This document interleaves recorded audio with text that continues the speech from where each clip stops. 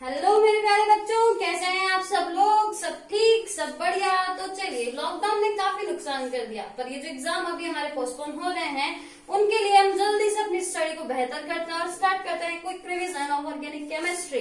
पर हाँ, उससे पहले एक काम करना बिल्कुल ना भूलिएगा। सबसे पहले आप मेरे चैनल को कीजिए सब्सक्राइब, वीडियो को कीजिए लाइक और हाँ, बेल आइकन को प्रेस करना बिल्कुल ना भूलिएगा, ताकि मैं जो वीडियो डालूं उसका सबसे पहले बेनिफिट का नोटिफिकेशन आप तक पहुंच पाए।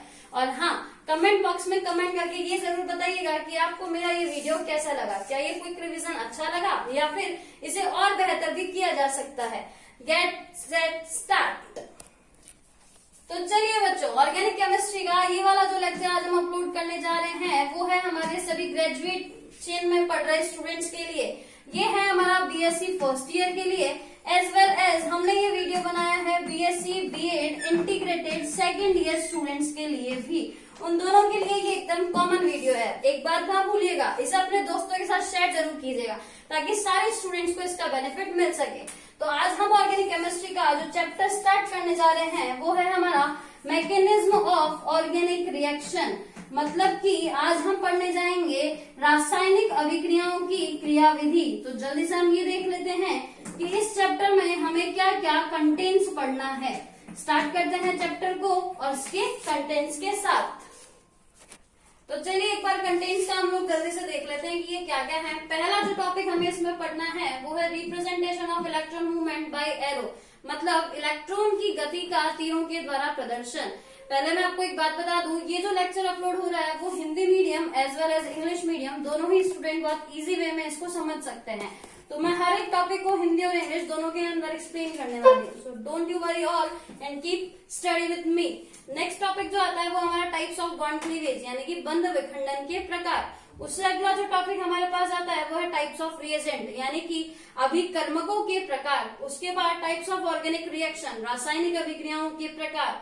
उसके बाद रिएक्टिव इंटरमीडिएट, क्रियाशील मध्यवर्ती। उसके बाद में आता है एनर्जी कंसिडरेशन, यानी ऊर्जा का चिंतन। उसके बाद में method of determination of reaction mechanism, यानी हमें ये पता लगाना है कि इस रिएक्शन की मैकेनिज्म क्या क्या रही होगी। And last and final topic जो हमारे पास आएगा वो रहेगा फॉर्मल चार्ज, यानी कि औपचारिक आवेश। चलिए स्टार्ट करते हैं पहले टॉपिक के साथ। चलो बच्चों, स्टार्ट करते हैं हमारा पहला topic, representation of electron movement by curved arrows. देखो बेटा, जो भी हमारी ऑर्गेनिक रिएक्शंस होती हैं उनमें डेफिनेटली एक चीज तो होनी है और वो है हमारे ऑर्गेनिक कंपाउंड्स। जितने भी ऑर्गेनिक कंपाउंड्स होते हैं उनमें अगर हमें कोई भी रिएक्शन मैकेनिज्म करवानी है तो हमें सबसे पहले एक चीज पता होनी चाहिए कि इन ऑर्गेनिक कंपाउंड्स के अंदर जो बॉन्ड हमें देखने को मिलता है वो किस टाइप का होता है। हमें पता है यूजुअली दो ही टाइप के बॉन्ड होते हैं, या तो आयोनिक होगा या तो कोवेलेंट, यानी कि सहसंयोजक बंध होगा। तो जितने भी ऑर्गेनिक कंपाउंड होते हैं 99% उनके अंदर जो बॉन्डिंग देखने को मिलती है वो होती है हमारी कोवेलेंट बॉन्ड। अब देखो, ये जो कोवेलेंट बॉन्ड होता है, अगर हम लोग इसके बनने पे बात करें तो मान लिया एक एटम ए है, एक एटम बी है, इसके पास अपना एक इलेक्ट्रॉन है, इसके पास अपना एक इलेक्ट्रॉन है। ये दोनों अगर आते हैं और अपने इलेक्ट्रॉन्स की शेयरिंग करते हैं, इलेक्ट्रॉन का साझा करते हैं, तो इसके थ्रू इनके बीच में जो बॉन्ड बनता है वही बॉन्ड हमारा कोवेलेंट बॉन्ड होता है। तो जो ये कोवेलेंट बॉन्ड होता है, इसमें अब हमें ये जो टॉपिक है इसमें सिर्फ इतना बताना है कि ये जो इलेक्ट्रॉन्स हैं, किसी भी कोवेलेंट बॉन्ड में जो इलेक्ट्रॉन्स हैं वो किस परमाणु से किस परमाणु की ओर जाएंगे, इसको रिप्रेजेंटेशन हम जिस वे में करते हैं वो होते हैं हमारे कर्व्ड एरोज। तो कर्व्ड एरोज के थ्रू हम सिर्फ ये जानेंगे कि ए से बी की तरफ इलेक्ट्रॉन जा रहे हैं या फिर बी से ए की तरफ इलेक्ट्रॉन जो है वो जा रहे हैं। तो चलो अब स्टार्ट करते हैं अपन इन कर्व्ड एरो के बारे में जानना। ये जो कर्व्ड एरो होते हैं वो हमारी केमिस्ट्री में 3 टाइप के होते हैं। पहला होता है हमारा हाफ हेडेड, यानी कि अर्ध तीर वाला निशान। दूसरा जो हमारे पास में कर्व्ड एरो आता है वो होता है फुल हेडेड, यानी कि पूरा तीर वाला निशान। और तीसरा जो हमारे पास आता है वो होता है डबल हेडेड, यानी कि 2 सिर वाला जो हमारा एरो होता है वो वाला। अब देखो बेटा, अगर हमको इन तीनों को एक्सप्लेन करना है तो हम क्या करेंगे कि हम लोग कोई सा भी नॉर्मल कोवेलेंट बॉन्ड लेके चलते हैं। ये ए है, इनके बीच में एक कोवेलेंट बॉन्ड हमारे पास में बना हुआ है। इस कोवेलेंट बॉन्ड में अगर मैं ये कहना चाह रही हूँ कि हाफ एडेड एरो में बी जो है वो अपना इलेक्ट्रॉन ले गया, ए जो है वो अपना इलेक्ट्रॉन ले गया, तो इसको अपन कुछ इस तरीके से रिप्रेजेंटेशन करते हैं कि ए और बी के बीच का जो बॉन्ड था इस बॉन्ड में से बी अपना इलेक्ट्रॉन ले गया और ए जो है वो अपना इलेक्ट्रॉन ले गया। एज वेल एज अगर मैं इन दोनों के बीच में ये जो फुल हेडेड वाला एरो है, यानी इस तरीके से अगर एरो का निशान लगाती हूँ, तो इसका मतलब ये होगा कि इस बॉन्ड के जो इलेक्ट्रॉन थे वो दोनों ही इलेक्ट्रॉन ए से भी बी ले गया, यानी इस बॉन्ड के इलेक्ट्रॉन जो है वो बी वाले परमाणु की तरफ हमारे शिफ्ट हो गए। ये जो डबल हेडेड वाला एरो है ये स्पेशल केस है जो हमें केवल और केवल रेजोनेटिक स्ट्रक्चर्स में देखने को मिलेगा। रेजोनेटिक स्ट्रक्चर्स मतलब मान लो मेरे पास में एक कंपाउंड है, ये इसके अंदर हमें दिख रहा है कि यहाँ पे पॉजिटिव चार्ज है, ये इलेक्ट्रॉनिकली डेफिशिएंट है, यहाँ पर डबल बॉन्ड है, पाई इलेक्ट्रॉन डेंसिटी बढ़ी हुई है। यहाँ से अगर ये इलेक्ट्रॉन यहाँ ट्रांसफर होंगे तो हमारे पास एक नई स्ट्रक्चर बन के आएगी। वो जो नई स्ट्रक्चर है वो कुछ इस तरीके की होगी। यहाँ पे अपना जो पॉजिटिव चार्ज है वो यहाँ से शिफ्ट हो जाएगा यहाँ पर, और ये जो डबल बॉन्ड था वो यहाँ शिफ्ट हो गया। इन दोनों स्ट्रक्चर्स में अगर अपन देखें, एक डबल बॉन्ड है और एक पॉजिटिव चार्ज है, एज वेल एज एक पॉजिटिव चार्ज है और एक हमारे पास में ये डबल बॉन्ड है। ये दोनों स्ट्रक्चर्स जो सेम केमिकल फॉर्मूला रखती हैं, सेम टाइप का अरेंजमेंट रखती हैं, इन दोनों को हम रेजोनेटिक स्ट्रक्चर बोलते हैं। और इनको दर्शाने के लिए अपन इस डबल साइडेड एरो का यूज करते हैं। ये जो डबल साइडेड एरो है वो रेजोनेटिक स्ट्रक्चर को शो कर रहा है। तो हमारे तीनों एरो का यूज हमने देख लिया। पहला, अगर बॉन्ड के जो इलेक्ट्रॉन्स है वो दोनों में इक्वली डिस्ट्रीब्यूट हो जाए, अगर बॉन्ड के जो इलेक्ट्रॉन्स है वो कोई एक एटम लेकर के चला जाए, और तीसरा जो हमारे पास आता है कि दो रेजोनेटिक स्ट्रक्चर्स के बीच में जो हम ये वाला एरो लगाते हैं, इसका मतलब ये स्ट्रक्चर इसमें कन्वर्ट हो रही है। इसको अपन एक बहुत ही सिंपल से एग्जाम्पल के थ्रू भी एक्सप्लेन कर सकते हैं। देखो बेटा, डेयरी मिल्क किसको पसंद नहीं होती? सबको होती है ना, आपको भी पसंद है ना। तो चलिए आज अपन चलते हैं डेयरी मिल्क खरीदने। अब डेयरी मिल्क खरीदनी है, सिल्क खरीदनी है, पैसे है नहीं मेरे पास में, तो मैं क्या करूं? मान लिया मेरे पास में 80 रुपए है, मुझे 20 रुपए की और जरूरत है, वो मैंने आपसे ले लिए, ये दोनों मिला के 100 रुपए हो गए और हमने वो चीज खरीद ली। अब देखो डेयरी मिल्क तो आ गई अपने पास, आने के बाद में लालच आ गया, मैंने 80 रुपए दिए, मेरे मन में लालच आ गया कि ये डेयरी मिल्क जो है वो मैं खींच लूं। यानी क्या हुआ कि थी तो दोनों की शेयरिंग से हमारे पास में वो डेयरी मिल्क आई थी, लेकिन मेरे मन में लालच आ गया, मैंने ज्यादा रुपए दिए थे, मैंने अपनी डेयरी मिल्क पूरी खींच ली। आप क्या हो गए? कंगाल ना। डोंट वरी, मैं आपके साथ भी डेयरी मिल्क शेयर करूंगी। बट देखो, अगर वो डेयरी मिल्क पूरी मैंने ले ली, यानी उस डेयरी मिल्क का पूरा जो पैसा दोनों ने लगाया था, पर उसका जो बेनिफिट है वो केवल एक अकेला ले गया। तो इस टाइप को अपन डालेंगे फुल हेडेड के अंदर कि किसी एक ने पूरी तरीके से बॉन्ड के इलेक्ट्रॉन खींच लिए। अगर मैं बात करती हूँ हाफ हेडेड की, तो इस बार क्या करते हैं, 50 रुपए आपने दिए, 50 रुपए मैंने दिए, दोनों का इक्वल कंट्रीब्यूशन है। अब क्या हुआ, अपन दोनों आराम से बैठे पूरे भाईचारे के साथ में बैठ करके आधी आधी डेयरी मिल्क को शेयर कर रहे हैं। तो जितना आपने लिया उतना हिस्सा मैंने लिया, दोनों में इक्वली डिस्ट्रीब्यूट हुआ। ये आ गया अपना हाफ हेडेड में कि बॉन्ड के जो इलेक्ट्रॉन है वो जितना बी ने लिया उतना ही हमारा ए ने भी ले लिया। अब बचा ये रेजोनेटिक स्ट्रक्चर वाला, इसमें क्या किया जाए? डेयरी मिल्क सिर्फ लेके बैठे हैं, उसमें तो भाई पीसेज आते हैं, एक पीस आप खाओ, एक पीस मैं खाती हूँ। रेजोनेटिक स्ट्रक्चर आ गई ना, एक पीस आपने खाया, एक मैंने खाया, देन अगेन आपने, देन अगेन मैंने। तो वो जो डेयरी मिल्क थी वो आपके और मेरे दोनों के बीच में घूमती रही, यानी रेजोनेंस हुआ ना। उसने क्या किया, वो आपके पास भी थी, मेरे पास भी थी, फिर हमारा चेंज हुआ, वो आपके पास गई, फिर मेरे पास है। तो ये जो इंटर कन्वर्जन है, इसी को अपन इस डबल साइडेड एरो से दिखाते हैं। तो ये हो गया हमारा पहला टॉपिक जो था कर्व्ड एरो या एरो नोटेशन। टॉपिक के एंड के साथ में आप इसका एक स्क्रीनशॉट ले लीजिए या फिर पेपर और पेन लेकर के लिख भी सकते हैं, your choice. Have a screenshot. बच्चों अब अपन स्टार्ट करते हैं हमारा जो टॉपिक सेकंड है, टाइप ऑफ बॉन्ड क्लीवेज, यानी कि बंध विखंडन के प्रकार। देखो बेटा, जब भी कोई ऑर्गेनिक रिएक्शन होती है तो उसमें एक चीज होती है कि हमारे पास में एक रिएक्टेंट होता है जिसको अपन प्रोडक्ट के अंदर कन्वर्ट करते हैं। अब बात ये आती है कि ये जो अपन ने इसका प्रोडक्ट के अंदर कन्वर्जन देखा है, ये दो चीजों से होता है। अगर ये रिएक्टेंट के अंदर जो बॉन्ड है वो टूटेगा ही नहीं, तो ये जो नया वाला प्रोडक्ट है वो बनेगा कैसे? इसका मतलब दो चीजें होनी है, एक तो अपना जो बंध है, जो बॉन्ड है, उसका टूटना होना है, और जो हमारे वाले नए बंध बनने हैं वो होना है। बंध का बनना और बंध का टूटना, दो चीजें हमारे इस प्रोसेस के अंदर होनी है। ये जो बंध का टूटना है, इसी को हम टाइप्स ऑफ बॉन्ड क्लीवेज के अंदर पढ़ने वाले हैं। अब देखो, अभी भी अपन ने देखा था कि जो कोवेलेंट बॉन्ड होता है, यानी कि सहसंयोजक बंध होता है, उसमें दो तरीके के बॉन्ड क्लीवेज थे। एक पूरा इलेक्ट्रॉन को एक ले जाए, दूसरा इलेक्ट्रॉन जो है वो दोनों में इक्वली डिस्ट्रीब्यूट हो जाए। तो अपन इसी बेस पे इस बॉन्ड क्लीवेज को दो पार्ट पे क्लासिफाई करते हैं। एक तो होता है आपका होमोलाइटिक क्लीवेज, यानी कि समांश बंध विखंडन। दूसरा हमारे पास आता है हेटेरोलाइटिक बॉन्ड क्लीवेज, यानी कि विषमांश बंध विखंडन। ये जो दोनों टाइप के बंध विखंडन है, इनको अपन सिंपली दो तरीके की चीजों के अंदर क्लासिफाई करके पढ़ सकते हैं। अब इसको कैसे देखा जाए वो अपन देखते हैं। अपन देख रहे थे कि ये जो बॉन्ड क्लीवेज है वो दो तरीके का होता है। एक है हमारे पास में होमोलाइटिक यानी कि समांश, और एक है हमारे पास में हेटेरोलाइटिक यानी कि विषमांश। इन दोनों बॉन्ड क्लीवेज के बारे में अपन पढ़ना स्टार्ट करते हैं। पहला समांश बंध विखंडन और दूसरा आता है हमारे पास में विषमांश बंध विखंडन।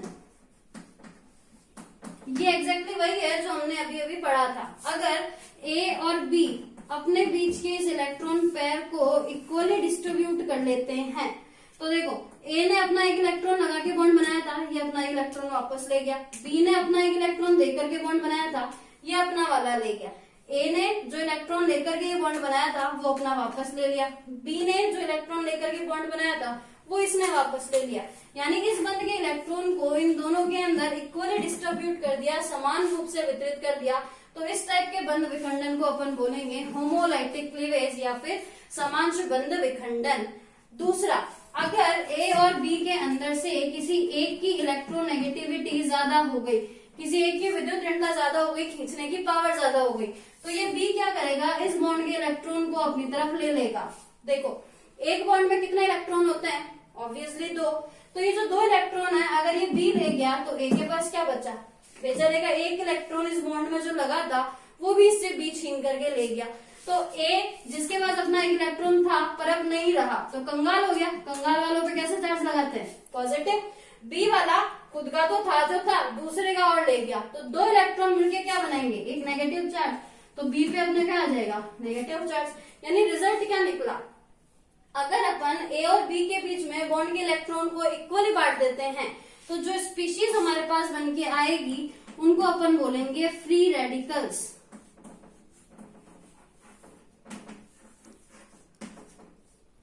और अगर अपन इस तरीके से किसी एक की तरफ बॉन्ड के इलेक्ट्रॉन चार्ज भेज देंगे तो हमारे पास जो स्पीशीज बन के आएगी वो रहेगी आयन।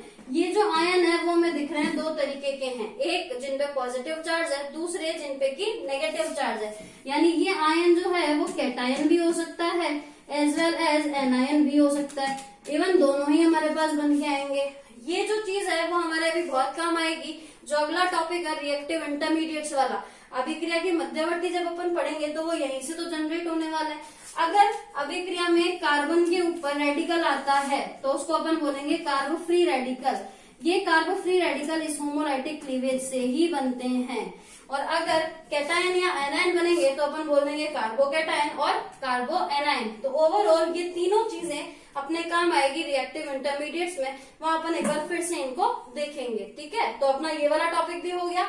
आप आराम से इसको कॉपी और पेन पे लिख लीजिए, स्क्रीनशॉट ले लीजिए, देन अपन नया टॉपिक स्टार्ट करते हैं। चलो बच्चों स्टार्ट करते हैं अपना तीसरा टॉपिक, टाइप ऑफ रिएजेंट्स यानी कि अभिकर्मकों के प्रकार। अभी भी अपन ने देखा था कि ये जो रिएक्टेंट है वो प्रोडक्ट के अंदर कन्वर्ट होगा। पहली बात, अगर इस रिएक्टेंट के साथ कुछ मिलाया ही नहीं तो प्रोडक्ट कहाँ से आएगा। तो अपन क्या करेंगे, वो सारे के सारे पदार्थ जो कि हमारे इस क्रियाकारक या रिएक्टेंट के साथ अभिक्रिया करके प्रोडक्ट को बनाते हैं उन्हीं को अपन बोलते हैं रिएजेंट्स। यानी कि R plus R, reactant plus reagent gives product. अब देखो होता क्या है, अगर ये दोनों आपस में कोई केमिकल रिएक्शन नहीं करेंगे तो प्रोडक्ट कैसा बनेगा। यानी अगर इन दोनों को आपस में केमिकल रिएक्शन करनी है तो डेफिनेटली इनके बीच के बॉन्ड ब्रेक होंगे। और अगर बीच के बॉन्ड ब्रेक होंगे तो भी अपन ने जस्ट पहले वाले टॉपिक में देखा कि तीन सिचुएशन हमारे पास में आ सकती है। या तो हमें रेडिकल बना हुआ मिल सकता है, या फिर हमें कोई भी एनायन बना हुआ मिल सकता है, या फिर कोई भी कैटायन बना हुआ मिल सकता है। इन तीनों ही केस में इसके पास भी कुछ बनेगा, इसके पास भी कुछ बनेगा, और अपोजिट एक दूसरे को अट्रैक्ट करके ये वाला जो प्रोडक्ट है वो बनाएंगे। अब अपने को ये देखना है कि ये जो रिएजेंट्स हैं ये किस किस टाइप के होते हैं। तो अगर अपन बात करें इन रिएजेंट्स की तो ये हमारे तीन टाइप के होते हैं। वैसे तो दो ही टाइप के होते हैं, बट तीसरा जो हमारा स्पेशल केस है उसको भी अपन यहीं पर देख लेते हैं। एक तो हमारा होता है इलेक्ट्रोफाइल, दूसरा हमारे पास आता है न्यूक्लियोफाइल। ये तो वो दोनों हैं जो हम सबको पता होते हैं। इसके अलावा जो हमारा तीसरा स्पेशल केस आता है वो है फ्री रेडिकल्स का। ये तो आपको बताने की अब जरूरत ही नहीं है कि ये जो इलेक्ट्रोफाइल और न्यूक्लियोफाइल है वो बन के आएंगे हमारे हेटेरोलाइटिक क्लीवेज से, और ये जो फ्री रेडिकल्स है वो बन के आएंगे हमारे होमोलाइटिक क्लीवेज से। तो चलो, इलेक्ट्रोफाइल हो गया, फ्री रेडिकल हो गया, न्यूक्लियोफाइल हो गया। इनके बनने का अपने को पता है कि ये दोनों तो बने हुए हैं हेटेरोलाइटिक क्लीवेज से, ये वाला बना हुआ है अपना होमोलाइटिक क्लीवेज से। देखो, इलेक्ट्रोफाइल और फ्री रेडिकल और न्यूक्लियोफाइल में अपन सबसे पहले फ्री रेडिकल को पढ़ लेते हैं। फ्री रेडिकल अभी अपन ने देखा था कि कुछ इस टाइप की स्पीशीज होती है जिनके पास एक इलेक्ट्रॉन होता है, तो अपन इनको ये बोल सकते हैं कि ये जो है वो ऑड इलेक्ट्रॉन स्पीशीज हैं। अब ये जो ऑड इलेक्ट्रॉन स्पीशीज हमारे पास में है, ये हमारे पास में अनपेयर्ड इलेक्ट्रॉन स्पीशीज भी हो सकती हैं, इवन वही होंगी, क्योंकि हमेशा इनके पास में एक इलेक्ट्रॉन जो है वो अनपेयर्ड फॉर्म में पड़ा रहेगा। इसके जैसे अगर अपन एग्जांपल देखें तो हमारे पास में एक कार्बन पे रेडिकल आ सकता है, या फिर हम जो यूजुअली पढ़ते हैं पेरोक्साइड वाला रेडिकल, OR रेडिकल, या फिर जो सबसे इम्पोर्टेंट रिएक्शन हम फ्री रेडिकल में देखते हैं हेलोजिनेशन वाली, तो उसके अंदर अपन क्या करते हैं, किसी भी हेलोजन X यानी कि Cl, Br इस टाइप के रेडिकल्स अगर अपने पास में बन के आएंगे तो अपन उनको भी इसी कैटेगरी के अंदर डालेंगे। ये वाली बहुत ही रेयर देखने वाली कैटेगरी है, क्योंकि कुछ लिमिटेड कंडीशंस के अंदर होती है। तो फ्री रेडिकल वाले के अंदर अपने को क्या देखना है, अगर ऑड इलेक्ट्रॉन स्पीशीज आ रही है यानी कि अनपेयर्ड इलेक्ट्रॉन वाली कोई भी स्पीशीज हमारे पास आ रही है, तो इसका मतलब वो रिएजेंट का कौन सा टाइप है, फ्री रेडिकल वाला। एग्जाम्पल इसके कार्बन पे फ्री रेडिकल हो सकता है जिसको अपन कार्ब फ्री रेडिकल या एल्किल फ्री रेडिकल बोल सकते हैं, पेरोक्साइड वाला हो सकता है, अल्कोहल वाला हो सकता है, दूसरा अपने पास कोई भी हेलोजन वाला हो सकता है। तो इसी के साथ अपना ये जो फ्री रेडिकल वाला टॉपिक है वो हो जाता है। चलो फिर अपन स्टार्ट करते हैं अब इसके दो जो मेन रिएजेंट्स हैं, इलेक्ट्रोफाइल और न्यूक्लियोफाइल को। देखो, ये जो इलेक्ट्रोफाइल अपने पास में है, सबसे पहले अपन इनके नाम से ही जान लेते हैं कि ये क्या है। अगर अपन इसको डिवाइड करें तो अपने को दो वर्ड्स नजर आएंगे, एक है अपने पास में इलेक्ट्रो और दूसरा है अपने पास में फाइल। इलेक्ट्रो का सीधा सा मतलब है इलेक्ट्रॉन और फाइल का मतलब होता है लविंग, यानी कि इस कैटेगरी में अपन उन स्पीशीज को डालेंगे जो कि इलेक्ट्रॉन के लिए लविंग स्पीशीज होंगी। सोचो, इलेक्ट्रॉन पे कौन सा चार्ज होता है, नेगेटिव, तो इलेक्ट्रॉन पे अगर नेगेटिव चार्ज है तो उसको अट्रैक्ट कौन करेगा, वो जिसपे पॉजिटिव चार्ज है। इसका मतलब ये जो इलेक्ट्रोफाइल है इनको अपन जब रिप्रेजेंट करेंगे तो E के ऊपर कौन सा चार्ज लगाया जाएगा, पॉजिटिव, तभी तो ये इलेक्ट्रॉन के लिए लविंग स्पीशीज होंगी, है ना। तो देखो, इलेक्ट्रोफाइल का अपने पास में मीन आ गया कि ये इलेक्ट्रोफाइल यानी कि इलेक्ट्रॉन की लविंग स्पीशीज है जिनके ऊपर पॉजिटिव चार्ज है, यानी वो सारी स्पीशीज जिनके पास में पॉजिटिव चार्ज है वो हमारी इस कैटेगरी के अंदर जाने वाली है। अब देखो, E के ऊपर अगर पॉजिटिव चार्ज है तो अपन चलते हैं सीधा लुईस के पास। लुईस ने बहुत पहले एक बात बोली थी कि वो जो भी गरीब है यानी कि जिनके पास भी इलेक्ट्रॉन की कमी है उन सबको मैंने एक नई प्रजाति दे दी। बताओ क्या प्रजाति थी वो, बताओ, गैस है, सबको आता है ये तो। वो प्रजाति थी अपने लुईस के अकॉर्डिंग, अपन उनको बोलते हैं लुईस एसिड। लुईस ने बोला था कि जो भी गरीब है उन सबको नाम दे दो एसिड। तो ये जो इलेक्ट्रोफाइल्स हैं उनको अपन स्पेसिफाइडली लुईस एसिड के नाम से भी जानते हैं। अब देखो, लुईस एसिड ने सिर्फ ये तो नहीं बोला था ना कि जो जिसके पास पॉजिटिव चार्ज आएगा वही होगा। इलेक्ट्रॉनिकली जो डेफिशिएंट होगा यानी इलेक्ट्रॉन जिसके पास कम होंगे वो भी तो हो सकता है ना, जिसके पास में ऑक्टेट इनकम्प्लीट हो। यानी इसके अंदर अपने पास में एक सेकंड कैटेगरी और आ गई, वो कौन सी आई कि जिनका भी ऑक्टेट इनकम्प्लीट होगा। ऑक्टेट इनकम्प्लीट, या यूं कह दें कि जिनके पास भी वेकेंट ऑर्बिटल्स होंगे, वेकेंट p ऑर्बिटल्स जिसके पास भी होंगे, उन सारी स्पीशीज को अपन इसी इलेक्ट्रोफाइल की कैटेगरी के अंदर डालने वाले हैं। ऑक्टेट इनकम्प्लीट या फिर वेकेंट p ऑर्बिटल, ये भी तो लुईस के अकॉर्डिंग उसके एसिड की डेफिनेशन में इन्वॉल्व थे ना।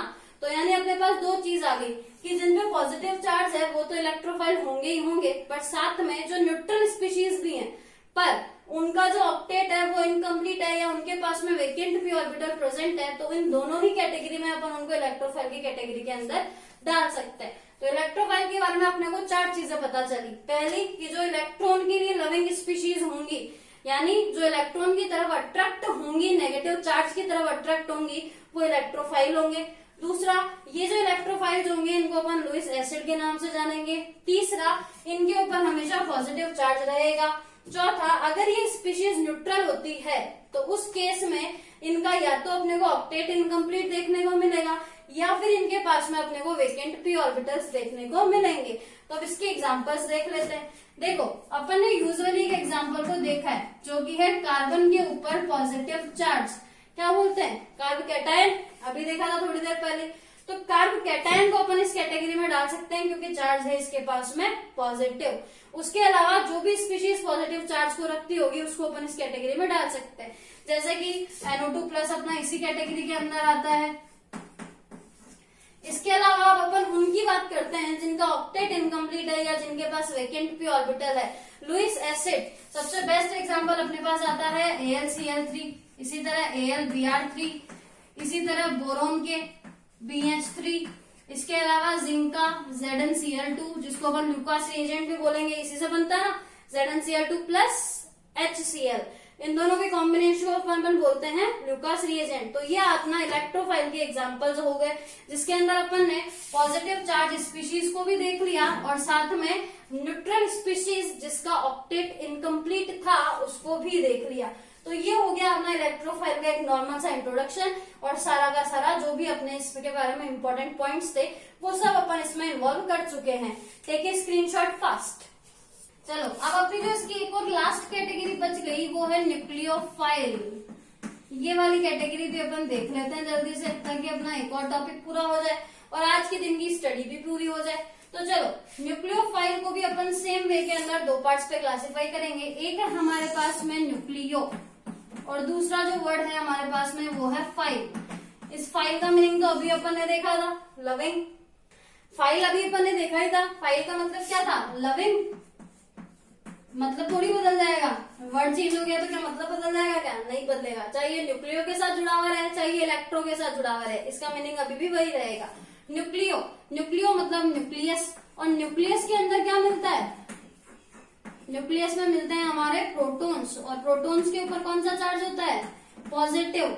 यानी इस बार क्या आया कि जो पॉजिटिव चार्ज के लिए लविंग होगा, पिछली बार अपन ने देखा था जो नेगेटिव चार्ज के लिए लविंग होगा, इस बार अपन देख रहे हैं जो पॉजिटिव चार्ज के लिए लविंग है उसको अपन बोलेंगे न्यूक्लियोफाइल।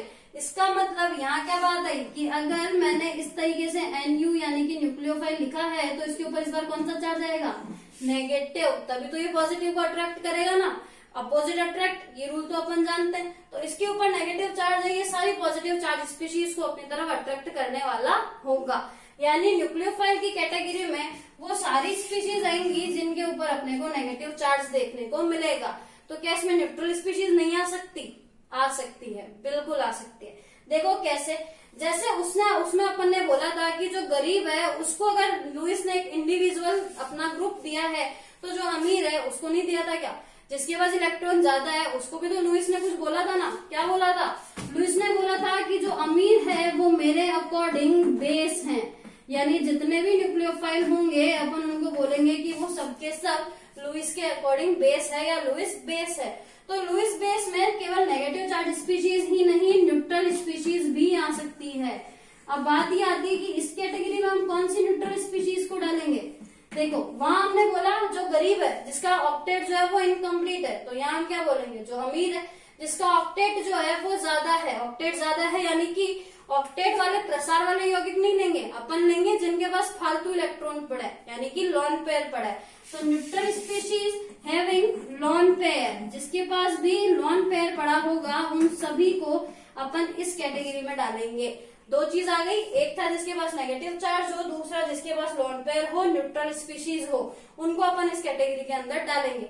तो न्यूक्लियोफाइल के बारे में अपने को क्या पता चला कि न्यूक्लियोफाइल वो स्पीशीज है जो प्रोटॉन्स के लिए लविंग होगी यानी कि पॉजिटिव चार्ज के लिए लविंग होगी, यानी किसकी तरफ अट्रैक्ट होने वाली है, पॉजिटिव चार्ज की तरफ, क्योंकि खुद के ऊपर क्या है, नेगेटिव चार्ज। तो ये जो नेगेटिव चार्ज वाले न्यूक्लियोफाइल हमारे पास है इनको लुईस ने इंडिविजुअल कैटेगरी में डाला जो थी लुईस के अकॉर्डिंग बेस। उसके बाद अपन ने देखा कि लुईस के अकॉर्डिंग जो बेस है उनमें न्यूट्रल स्पीशीज भी आ सकती है। वो न्यूट्रल स्पीशीज कौन सी थी, जिनके पास में लॉन पेयर रखा हो, तो ये अपने पास में आ गए। इसके बाद में अगर अपन इसके एग्जाम्पल्स की बात करें, एग्जाम्पल्स में अपन ने बोला नेगेटिव चार्ज होना चाहिए। बेस्ट एग्जाम्पल हैलोजन, एक्स के ऊपर अपने नेगेटिव चार्ज होता है। उसके अलावा अपन न्यूट्रल स्पीशीज की अगर बात करें तो H2O, कितने लॉन पेयर है ऑक्सीजन के पास में, 2। इसके अलावा अपन बात कर सकते हैं अमोनिया NH3 की, इसके पास भी लोन पेयर है। तो लोन पेयर वाली स्पीशीज या फिर नेगेटिव चार्ज वाली स्पीशीज न्यूक्लियोफाइल की कैटेगरी में अपन डाल सकते हैं। एक खास बात और, ये जो अपन ने कार्बन पे पॉजिटिव चार्ज को देख लिया, तो क्या कार्बन के ऊपर नेगेटिव चार्ज नहीं आता? क्या आता है। कार्बन के ऊपर नेगेटिव चार्ज को स्पेशल केसेस में आता है, जिनको अपन न्यूक्लियोफाइल की कैटेगरी के अंदर डालेंगे। ये कौन से आएंगे? देखो, ये आएंगे हमारे ऑर्गेनोमेटेलिक रिएजेंट्स। देखो, ऑर्गेनोमेटेलिक रिएजेंट्स जो होंगे उनके अंदर अपन इस कार्बन के नेगेटिव चार्ज की बात करेंगे। कैसे? ऑर्गेनोमेटेलिक, इसका नाम खुद बता रहा है कि इसके पास ऑर्गेनिक यानी कि कार्बन है और मेटेलिक यानी कि मेटल है।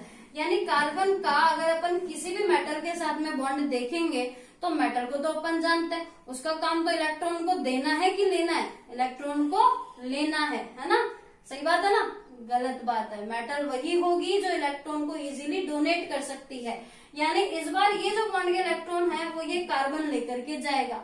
अगर कार्बन बॉन्ड के इलेक्ट्रॉन ले गया तो कार्बन पे चार्ज आ जाएगा नेगेटिव और इस मेटल पे हमारा चार्ज आ जाएगा पॉजिटिव। तो इस केस में हमारे पास कार्बन के ऊपर नेगेटिव चार्ज आ गया, यानी कार्बन का न्यूक्लियोफाइल भी हमारे पास बन करके आ गया। तो इसका मतलब अगर अपन न्यूक्लियोफाइल के केस में कार्बन की स्टडी करना चाहते हैं तो अपने को ऑर्गेनोमेटेलिक रिएजेंट्स की हेल्प लेनी पड़ेगी। तो हमें क्या पता चला कि लोन पेयर वाली न्यूट्रल स्पीशीज आ सकती हैं, नेगेटिव चार्ज वाली सारी स्पीशीज आ सकती है, और अगर कार्बन के ऊपर अपन नेगेटिव चार्ज चाहते हैं तो अपने को ऑर्गेनोमेटेलिक रिएजेंट्स की, जैसे कि ग्रिग्नार्ड रिएजेंट RMgX, मैग्नीशियम का जो कार्बनिक कंपाउंड होता है वो, उसको भी अपन ले सकते हैं, जिंक को अपन ले सकते हैं। इस तरीके से ये अपने न्यूक्लियोफाइल की कैटेगरी में आने वाले एग्जाम्पल्स भी आ जाते हैं।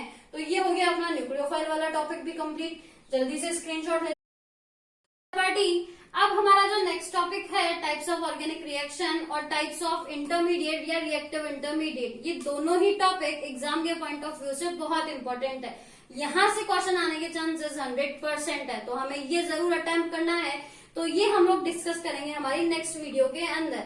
तो नेक्स्ट वीडियो को सबसे पहले देखने के लिए आप मेरे चैनल को सब्सक्राइब करें और बेल आइकन को प्रेस करें, ताकि इसका नोटिफिकेशन सबसे पहले आप तक पहुंचे। और मेरे वीडियो को लाइक करना, शेयर करना बिल्कुल भी ना भूलें। कमेंट बॉक्स में कमेंट करके मुझ तक आपके सजेशन पहुंचाइए। तब तक के लिए कीप स्टडी।